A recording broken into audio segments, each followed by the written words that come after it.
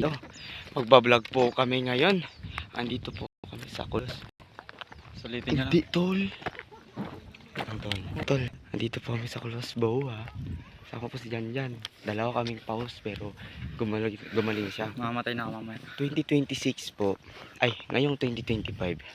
Kakatapos lang po yung sports ng district meet dito sa Ribapura. Taga Nilasin second po kami. Sikat po sa Pura. So guys, ito po si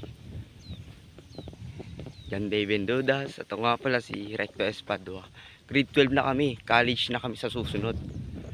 At gusto po naming sulitin ng panahon ngayon. Kasi college na, hindi na high school. Hindi kasi everyday bata, tol. Mga lods. Shoutout kay Lawrence E. Carino, ang nag-iisang brosly ko dyan.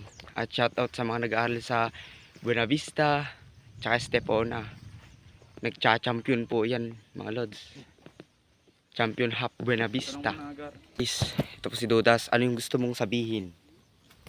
Mamamatay na akong bukas, tol. Ay, hindi naman sa ano tol. At ngayon po, magsasaya kami kasi college na, next generation, college na. Ang gusto mong sabihin? Yeah. Wala akong gustong sabihin, papakita ko na. So mga lods, nandito kami sa Kulos Boa. Ang gagawin namin dito, magtatambay lang at tignan yung ang itsura ng Kulos Boa. Yan mga lods, kita nyo na. Ako po si Recto Espadua. At ito mo ulit si Jan David Dodas. Taga-Pura po kami mga lods.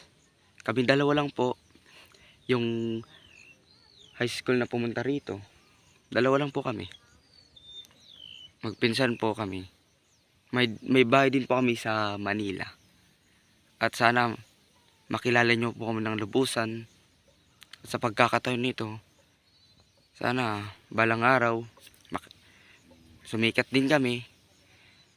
At makilala nyo kami bago kami mag-college at makapagtapos, mga lods. Yun po. Salamat.